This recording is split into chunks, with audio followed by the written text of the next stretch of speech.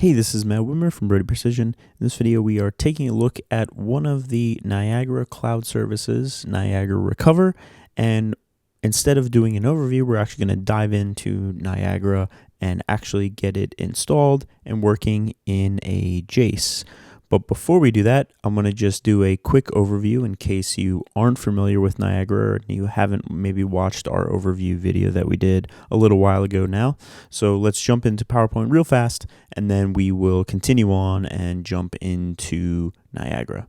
So Niagara Recover, just as an overview, Niagara Recover takes your Niagara backups from your JACEs and your supervisors and will automatically push them up to the cloud. This is done on demand, or it can be done scheduled, so that you could say backup every day or backup every week, that kind of thing.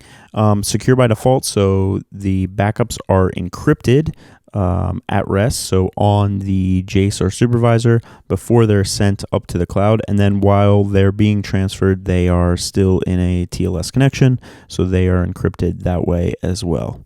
And with the subscription, you get the ability to keep 5 backups in the Niagara Cloud, as well as an additional backup that they call your preferred backup. This is a backup that you could mark yourself on the Niagara Cloud website, and it's kind of like a way of marking a known save state or a known state. Whereas if you're doing a backup on a scheduled basis, there may be things that are happening to the station that you don't know about, that you don't want to be happening, and maybe if you had an issue and you went to recover, they may cause you problems.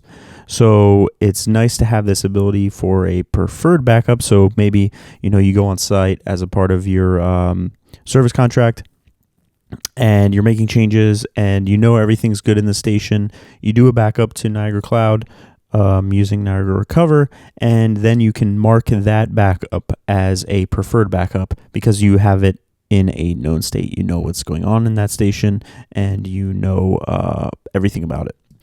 Another really nice piece of Niagara Recover is there are no size limits. There's only the limitation on the number of backups that you can have up there, which is really nice if you're doing something like a supervisor and maybe you're doing provisioning to bring your JACEs up to that supervisor. No size limit, so you could have a very large supervisor backed up to Niagara Cloud. And then there is the cloud management interface that's a part of all of this that lets you jump onto the Niagara Cloud website and grab your downloads or grab your backups as you need to, and mark your preferred backup and all of that kind of thing. So we'll take a look at that as well. Requirements. So you need an actively supported version of Niagara, so you need to be using the LTS or the current version, and you need to have an active SMA. That active SMA has to expire after your Recover subscription. So Niagara Recover is also a subscription service done on a yearly basis, but your SMA needs to be lasting longer than it. So if you went to buy a Recover subscription, say today, and your SMA expired 6 months from now, that's no good. That wouldn't work. You would need to upgrade your SMA so that it ends after the 1-year Recover subscription does. So what does our setup process look like? Well, the first thing that we're going to do is we're going to install our CloudLink modules. These are the modules with the software that we need to get talking with the Niagara Cloud. One thing that's a little bit odd is that even though this is a Niagara service or a Tritium service, the CloudLink modules are not included with your installs of Niagara. So if you're a Brody Precision customer, we have those up on BB Tech Center and you can grab them there. If not, you can grab them from Niagara Central. The downloads on there, the CloudLink modules are included there. Then we're going to make sure our time is set up properly. We need to have good time on our JACE or our supervisor, because of some certificate things that happen behind the scenes automatically in order to make sure our connections are secure between us and the cloud. Then obviously we're talking out to the internet, we're talking out to domain names, so we need to have our DNS server set up, and then we need to have the endpoints, so the URLs that Niagara Cloud uses in our Workbench browser allow list, and so that we can open up those URLs from within Niagara. And then we're going to add in the service that's required in our station. We're going to register it with the cloud, and then we're just going to follow the prompts that come up with the cloud registration process. So let's jump into Niagara now and get this going. All right, so we're in Niagara now, and the first thing that we're going to do, if you remember our steps, is to install our CloudLink modules. I've already got those modules installed in my installation of Niagara that I'm using. I'm using 4.14 in this case. So we're going to go to the software manager inside my Jace here and wait for this to do its thing.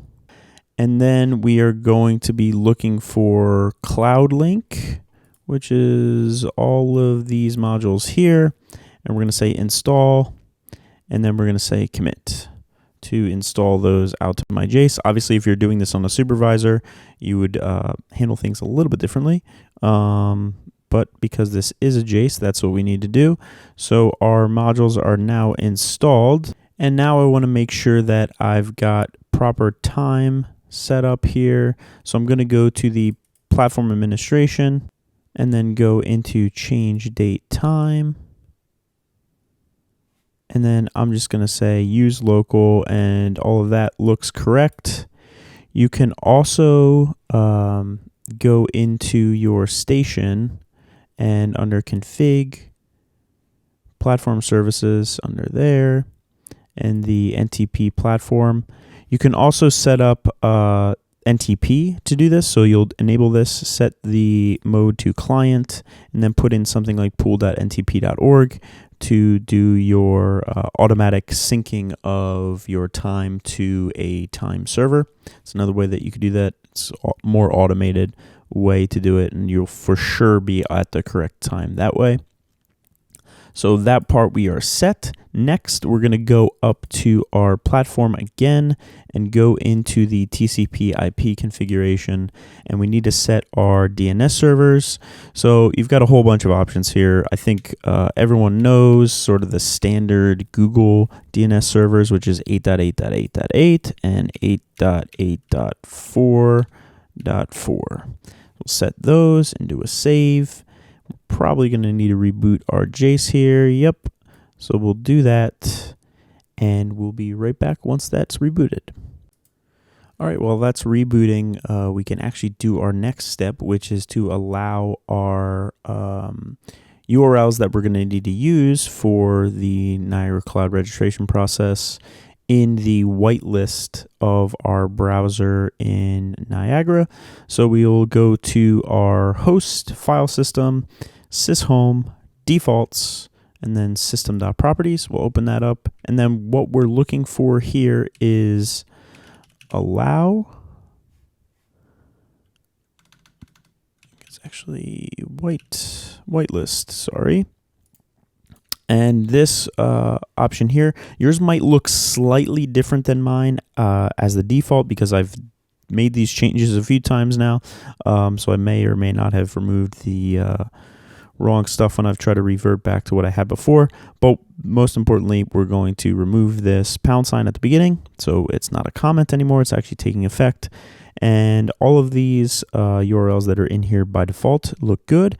Next, we're going to add in our specific URLs that we need to use for Niagara Cloud. So that's going to be auth.ping1.com, then niagaracloud.com, and force.com. And I'm just going to get rid of that, and we'll do a save, and then we are good to go there. Close down all that, and now I should be able to jump back over here and see where my station's at. Looks like we're just about started up. Give it a couple seconds here. and we will be able to jump in and actually get started with the cloud connection process. So we're good to go now. If I jump into my station, try that again. Jump into my station, and now we are going to add in that Cloud Link or Cloud Connection service that makes all of the connection stuff happen. So in order to do that, we need to open up our Cloud Link NCS palette. So I'll just close it down so you can see. We're looking for not Cloud Link, not Cloud Link Forge, but Cloud Link NCS. This is the cloud connection service that's been specifically set up in order to talk to the Niagara Cloud suite. So we'll grab that one.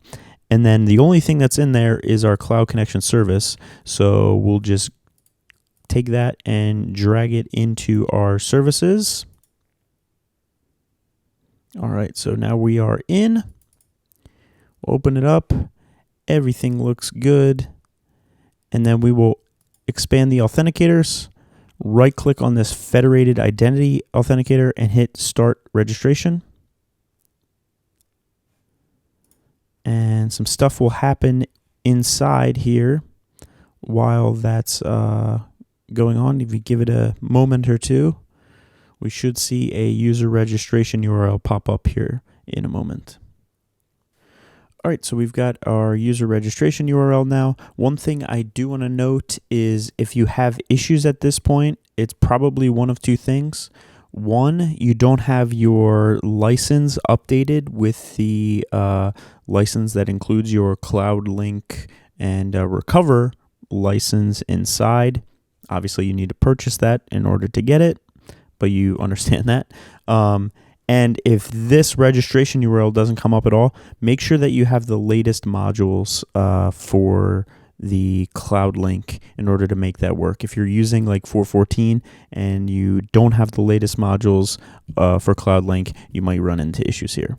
But we're good now. So now I can just hit the arrow here and I will get a login screen now for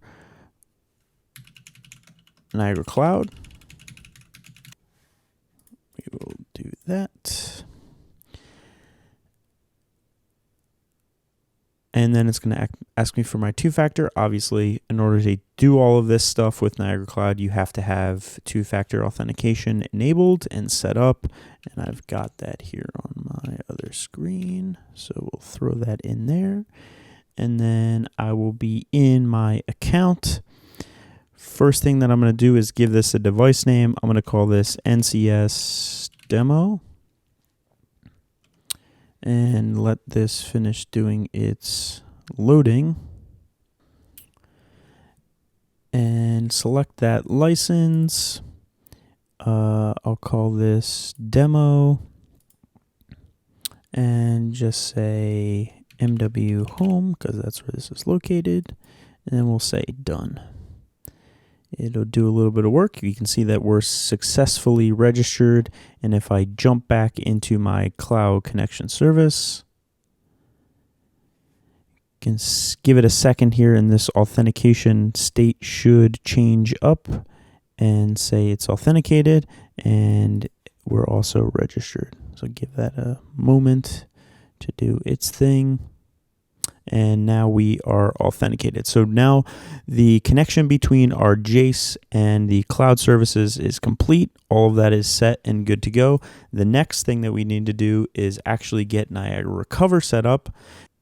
Underneath our channels, we have this backup channel. When you initially register your Jace or supervisor, that backup channel may not be there. Give it a little bit of time and it'll automatically populate. Once it does, we can expand it and we can set up our policies about how we want to actually do our backups. So right now, underneath default backup policy, that's where that is done. And we can see that this is happening every Sunday, 2 a.m. and then we're giving it a little bit of a randomization of 1 hour on those Sundays. We can trigger this more, less, whatever we want to do. I think once a week is probably good enough. If you have something that's more critical, you could obviously bump that up. and then you can see what we're excluding. Very basic stuff here that's being excluded, but you can change that as you need. Most of these excluded folders you're probably not going to want to change, and the same goes for our exclude files. How we're encrypting our backup, we're using our system passphrase in order to do that. So you do have the ability to change that as you need. And then we also have a feature where we're going to alarm if a backup fails, and we can turn that off if we need to, but we also have the ability to change the alarm class that's in, so that if maybe you wanted to get those alarms instead of it going directly to your customer, you could set that up here as well. So if I right click on that default backup policy and do an execute, we're manually going to execute a backup now.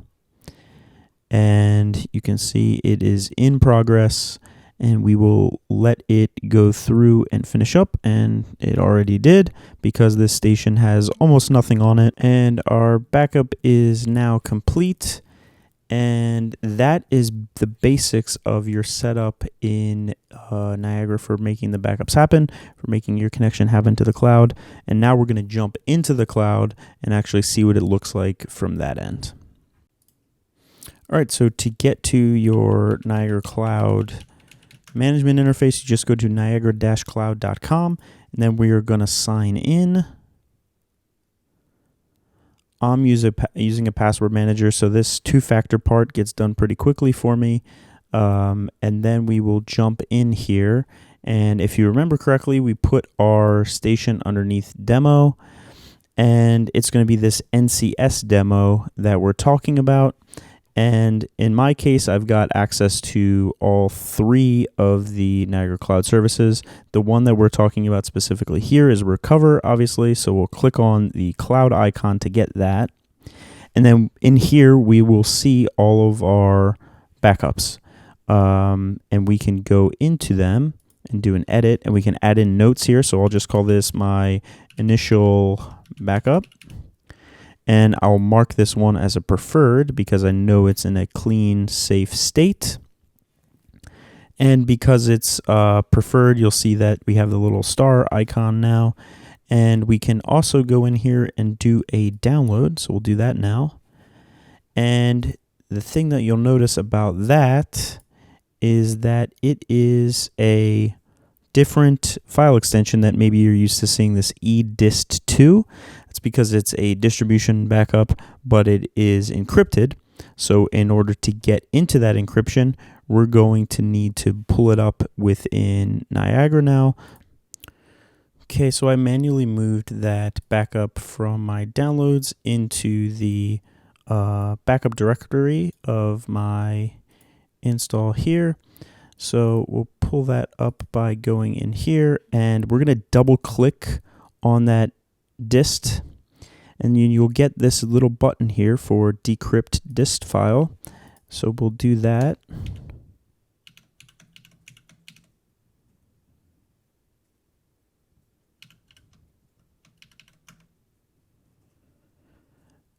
And now you'll notice that I have a normal dist file that we can do whatever we normally would do with a dist. So hopefully that was helpful and informative for you. There's a lot there, very dense topic, but I think you do it once or twice, you'll get the hang of it.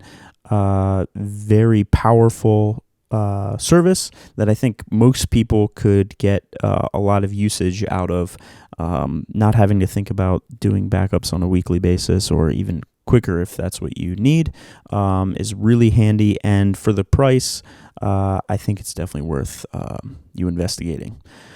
So if you're curious about it all, if you want to, potentially add this into your licenses, please reach out to us here at Brody Precision. You can find us at brodyprecision.com or store.brodyprecision.com.